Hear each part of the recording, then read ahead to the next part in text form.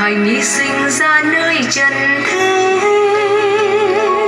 đó mới chính là món quà yêu thương. Chúa Cha đã hứa ban tình thương khắp nhân gian. Chúa yêu người sống trong tâm tôi đớn đau tội lỗi.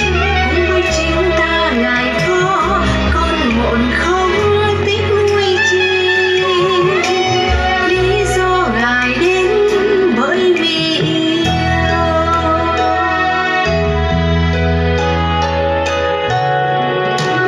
Rồi từ ngày trôi qua tôi hiểu ý nghĩa món quà, hiểu rõ thêm bao điều Chúa đã vì tôi. Ngài hạ sinh đến cho con người một nguồn yêu thương an vui hạnh phúc. Chúa xót thương cho người tội là bước nhà Cha. Giêsu vào thế gian Ngài đi đến nơi người, cứu nhân loại thoát ra khỏi chốn đớn đau tăm tối. Để với thế nhân Ngài có thân mình không tiếc nuối chi. Lý do Ngài đến cũng vì yêu.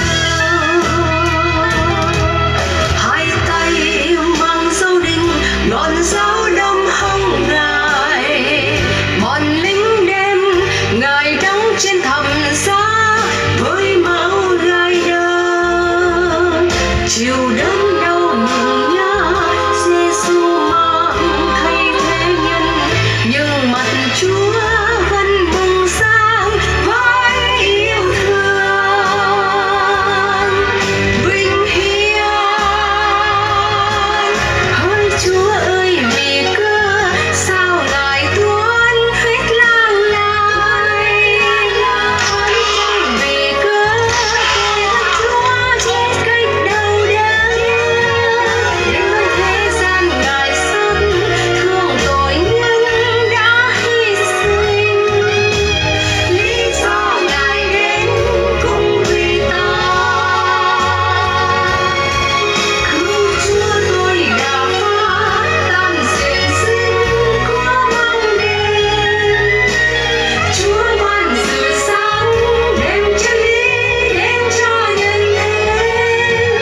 Cùng với chính năng quyền Chúa Cha Giêsu sống hiến mình. Lý do Ngài đến cứu tội nhân. Lý do Ngài đến ban xuống gió.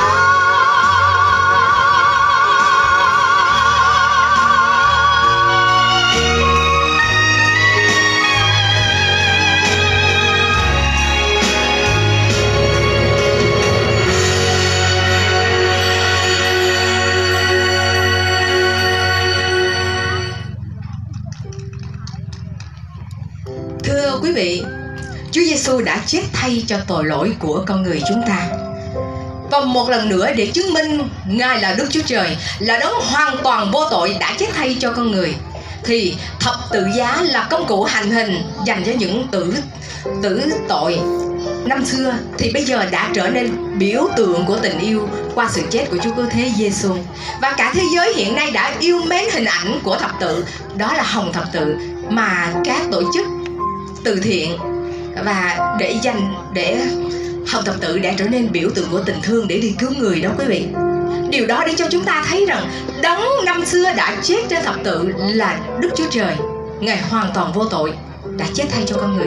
Thế nhưng Chúa Giêsu không chết luôn, nhưng Ngài đã sống lại. Và thưa quý vị, bất cứ một con người nào đều có ngày sinh và ngày chết, không hề có ngày sống. Thế nhưng Chúa Giêsu đã có ngày sống lại.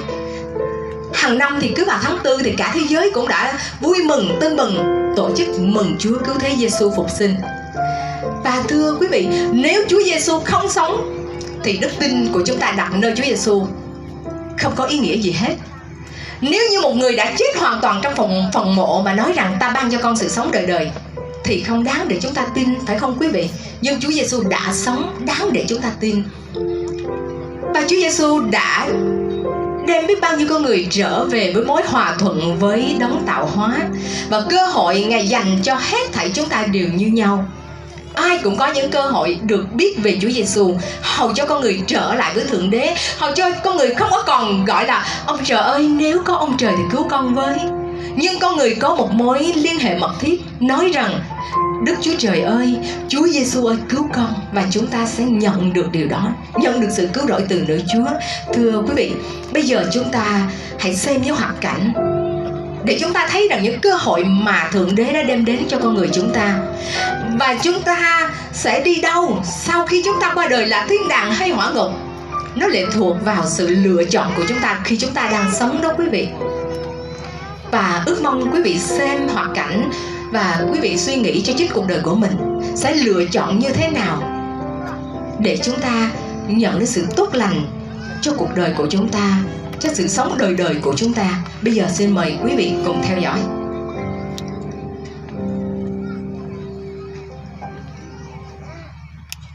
Mày có người nhìn giỏi phải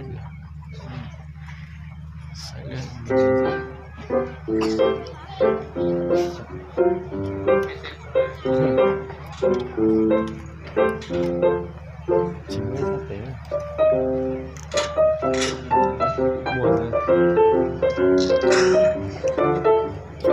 Chồng tôi nói vậy chứ quý vị biết không, giàu nó cũng khổ theo giàu, thấy không? Hết cái làng buôn bên kia mời tiệc khai trương, mới mua 10 mẫu đất mời khai trương, ăn mà riết là ngán luôn vậy đó. Bác sĩ nói không ăn da gà nha ông, không ăn da heo giòn giòn nha ông, nhưng mà mấy cái đó là ngon, tôi thèm, không ăn không được, phải ăn riết là ngán. Bữa nay quyết định ở nhà ăn một bữa cho nó ngon. Con à, bữa nay con thấy ông sao con? Thằng này hỏi nó mà nó để hồn ở đâu vậy ta? Tao hỏi mày mà mày để đâu vậy? Dạ. Để đầu ở đâu? Dạ chủ gọi con mắc làm ở bên trong, con đâu nghe chủ gọi con đâu chủ. Ủa mà ông chủ ơi, nãy giờ con mới để ý ông chủ. Sao con? Ông Này, lạ chủ. lắm hả? Dạ đúng rồi, hôm nay ông chủ đi đâu mà nhìn ông chủ đẹp trai ông chủ, nhìn mà chót cái mắt luôn chủ ơi. Nịnh thì cũng nịnh vừa vừa thôi ha. Nịnh nhiều quá người ta coi nó kỳ lắm mấy ông con. Ai cũng nói ông chủ đẹp trai từ hồi còn nhỏ. Con biết không, Dạ, cuộc sao đời vậy? ông chủ nặng gánh hai vai. Ông chủ nặng gánh hai vai.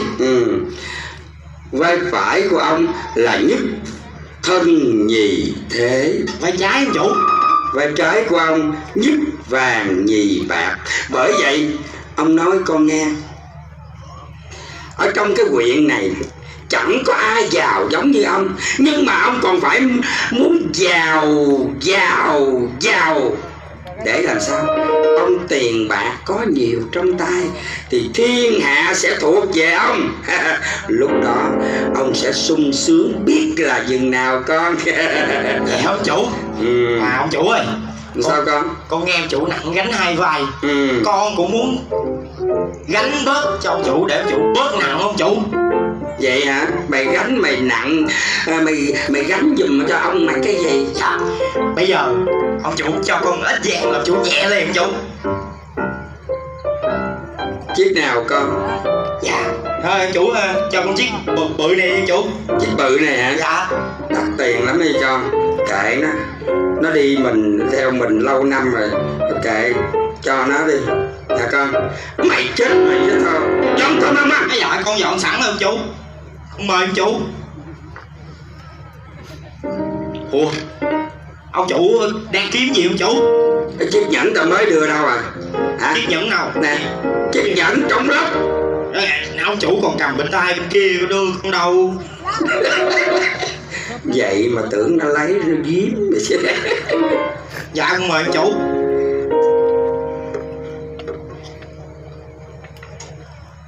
Gà luộc như vậy á thì là đúng rồi đó.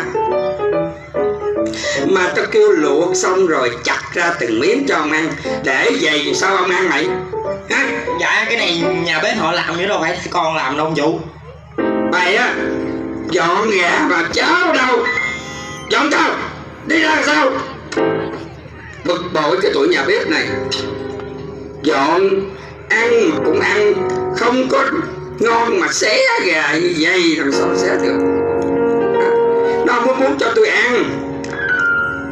Ơi gà mà hồng đào như vậy đó mà ăn cái gì đi gà? Dạ chào ông chủ ơi.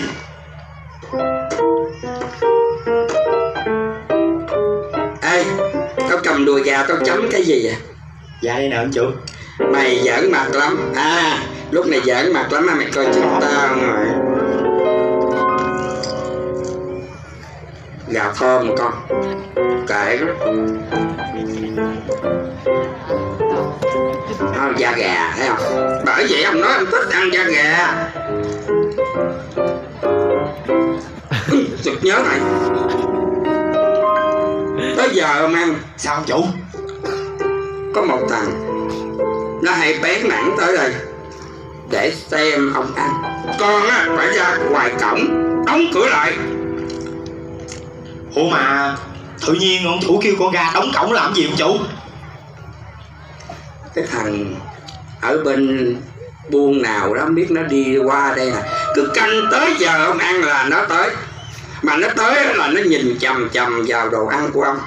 Mà nó nhìn không rớt nè.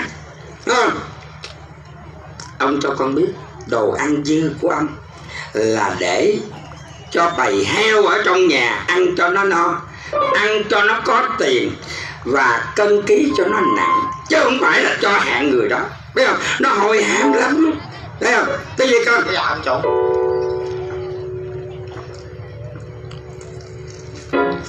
Cái gì mày ngó? Đi lại đi. Ăn. Ông lại vậy? Trời cho làm ơn. Cho làm ơn cho con cái gì ăn.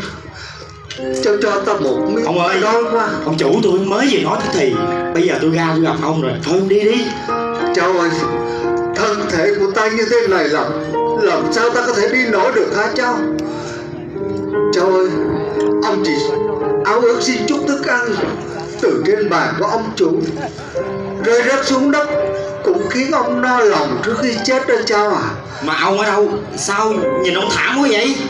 Cháu ơi, cháu làm ơn làm phước giúp ông cảm ơn cháu nhiều mà cháu. Thôi bây giờ ông cứ ở đây đi, để tôi vô tôi nói với là ông chủ tôi, mà thế nào ông cũng la tôi cho coi. Cố gắng giúp ông cảm ơn cháu nhiều. Ông ở đây đừng có đi đâu nha.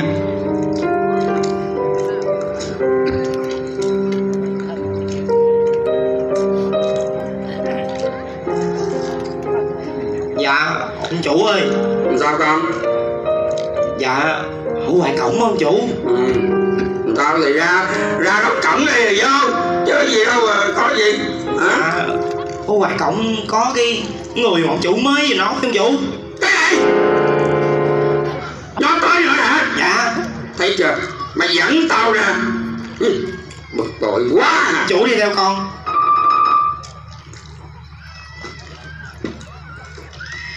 Dạ đây ông chủ ơi. Thấy chưa?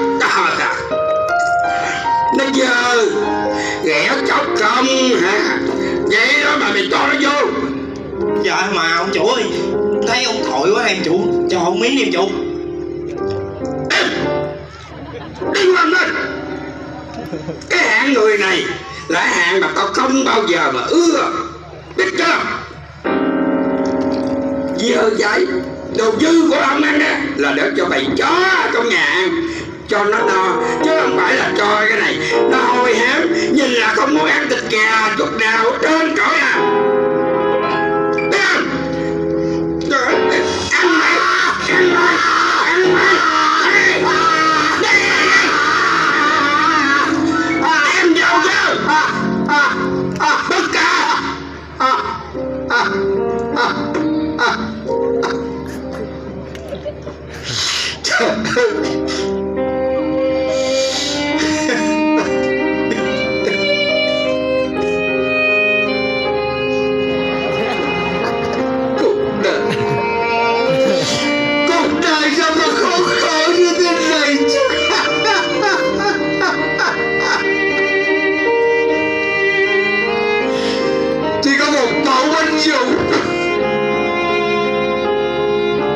không thích ăn thừa,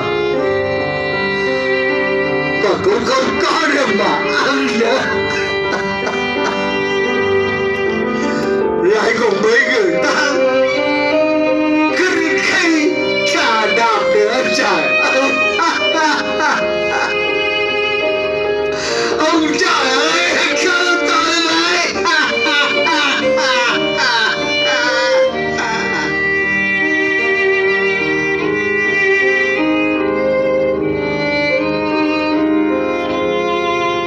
Ông ơi, Ai? ông ơi, tôi đây. Ai đó? Ông ơi, có sao không ông? Cô ơi, Tôi đây ông. cô làm ơn, cô làm ơn cô có cái gì ăn cho ta một miếng ta đói quá. Ông ơi, ông chờ tôi. Ôi, chắc ta chết mất, chắc ta chết mất. Ông ơi, ông ăn tạm miếng bánh này nghe ông. Hả? Hả? Hả? Hả? Ông ơi, ông ăn từ từ thôi ông.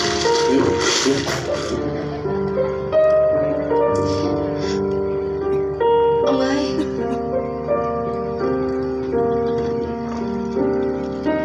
Quả là trên đời này cũng còn có những con người tốt như thế đầy sống. Cô ơi,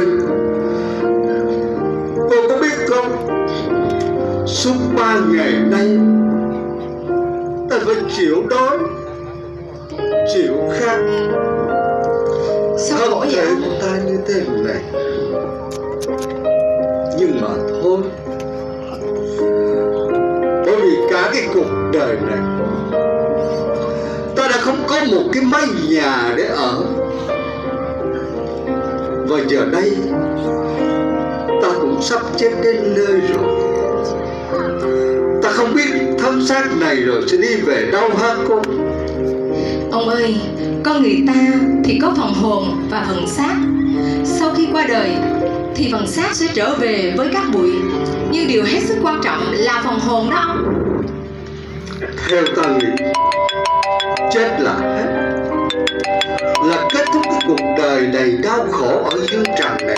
Người ta nói chết là qua đời, tức là qua khỏi đời này để đi đến một đời khác, chứ không phải chết là hết đâu ông. Và nếu như vậy thì ông nghĩ rằng sau khi chết ông sẽ đi về đâu? Về đâu à? Dạ, thiên đàng hay là hỏa ngục? Chắc chắn là ta sẽ về thiên đàng. Sao ông biết chắc rằng mình sẽ về thiên đàng? Bởi vì những ngày sống ở trên đất này, ta đã chịu khổ quá nhiều rồi. Hơn nữa, ta không sống gian ác, không giết người, không cướp của. Đôi khi ta còn làm những việc tốt để giúp cho nhiều người nữa đó cô à. Không như ông nghĩ đâu ông. Vì con người của chúng ta không đủ tiêu chuẩn để vào thiên đàng, vì tất cả mọi người đều đã phạm tội. Để tôi nói điều này cho ông nghe nha. Nếu như trong một ngày mà chúng ta phạm những tội như thế này, ví dụ như trong tư tưởng của chúng ta suy nghĩ một điều không tốt cũng là tội. Môi miệng của chúng ta có một lời nói dối hoặc là một lời nói không hay thì cũng là tội. Đôi tay này có thể làm việc lành mà chúng ta không làm, hoặc tấm lòng của chúng ta ghen ghét một ai đó cũng là tội. Thì cả cuộc đời chúng ta phạm biết bao nhiêu là tội, thì thử hỏi làm sao Thượng Đế có thể xử trách án cho chúng ta được hả ông? Ôi, như vậy thì làm sao con người có thể tránh khỏi tội lỗi? Cho dù ta không làm tội lớn lao, nhưng không thể nào ta không có tội được. Dạ, nhưng chúng ta không mất hy vọng đâu ông. Vì thiên đàng là món quà mà Thượng Đế ban tặng cho con người, trong đó có tôi và có ông nữa. Thật vậy sao? Dạ, thưa ông, Thượng Đế là đấng tạo dựng nên con người của chúng ta. Ngài yêu thương con người nên Ngài đã sắp sẵn một thiên đàng cho con người. Thế nhưng Thượng Đế cũng là đấng rất mực công bình và thánh khiết. Ngài sẽ trừng phạt những kẻ có tội đó ông. Ôi, như vậy thì làm sao ta có thể tránh khỏi những tội lỗi, những hình phạt do tội lỗi của chính ta gây nên chứ? Dạ, thưa ông, Thượng Đế là đấng tạo dựng nên con người, nên Ngài yêu thương, Ngài không muốn thấy chúng ta phải đau khổ đời đời nơi hỏa ngục đâu. Vì vậy, Thượng Đế đã có phương cách, và điều đó đã được giải quyết trong Chúa Cứu Thế Giêsu đó. Chúa Cứu Thế Giêsu? Chúa Cứu Thế Giêsu là ai mà có thể làm được những việc lớn lao như thế này chứ? Dạ thưa ông, Chúa Cứu Thế Giêsu là đấng từ trời đến và Ngài đã giáng sinh cách đây hơn 2000 năm rồi. Đúng rồi. Có phải hàng năm vào tháng 12 khắp nơi trên trái đất này người ta tổ chức mừng lễ Chúa Giêsu Giáng sinh gì đó không? Dạ đúng rồi. Và Chúa Giêsu đã trong thân xác của con người, Chúa Giêsu có một đời sống rất là thánh thiện và tốt lành để chứng minh Ngài là Thượng Đế. Ngài sống một đời sống không hề phạm tội. Rồi người ta đã đóng đinh Chúa Giêsu trên thập tự giá. Chúa Giêsu chết rồi Chúa Giêsu đã sống lại và sống sẵn cho chúng ta một thiên đàng đó ông ơi. Ôi, Chúa Giêsu bị tội gì mà tại sao người ta lại đóng đinh trên thập giá? À thưa ông, Chúa Giêsu là đấng hoàn toàn vô tội. Vì cớ tội lỗi của con người của chúng ta thì Chúa Giêsu phải chết thay chứ chúng ta. Chúng ta rất cần một đấng hoàn toàn vô tội để chết thay cho tội lỗi của con người. Và Chúa Giêsu là đấng đó đó ông. Như vậy thì bây giờ ta muốn vào thiên đàng thì ta phải làm gì hả cô? Điều đầu tiên ông phải tin rằng Chúa Giêsu đã chết thay cho tội lỗi của mình. Ta tin Chúa Cứu Thế Giêsu đã từ trời cao giáng sinh xuống thế gian này để chịu chết vì tội của ta. Rồi bây giờ ta phải làm gì nữa cô hả? Và khi lòng của ông tin thì ông hãy thưa chuyện với Thượng Đế. Ông hãy nói với Thượng Đế rằng ông tin Ngài, xin Ngài tha thứ và mời Ngài làm chủ cuộc đời của mình.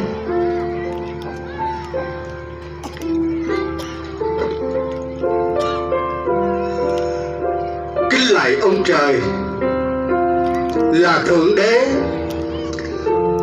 là đấng tạo hóa. Con biết con là người có tội. Hôm nay con tin Chúa Cứu Thế Giêsu là đấng đã từ trời cao giáng sinh đến thế gian này để chịu chết đền tội cho con. Giờ đây con ăn năn tội mình, con mời Ngài.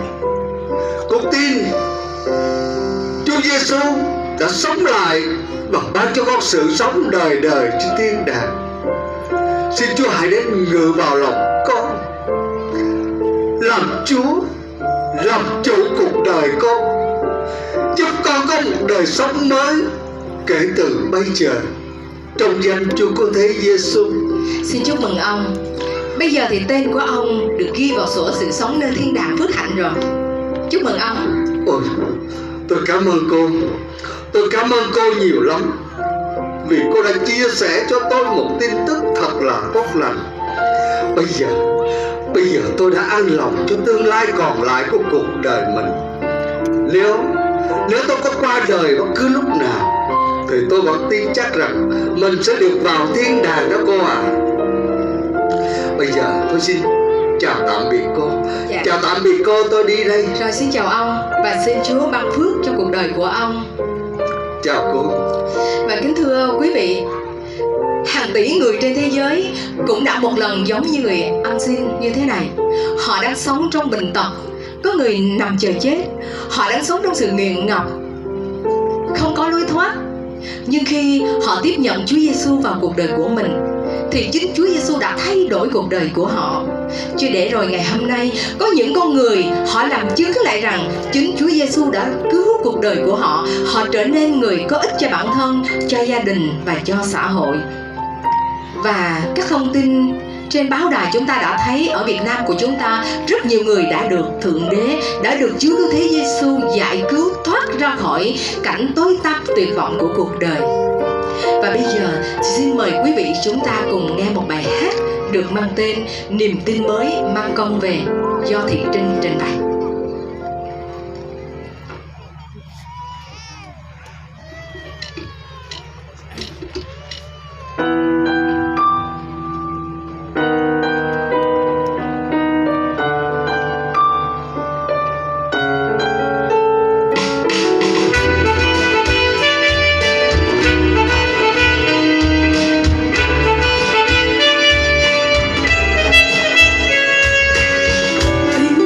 Thương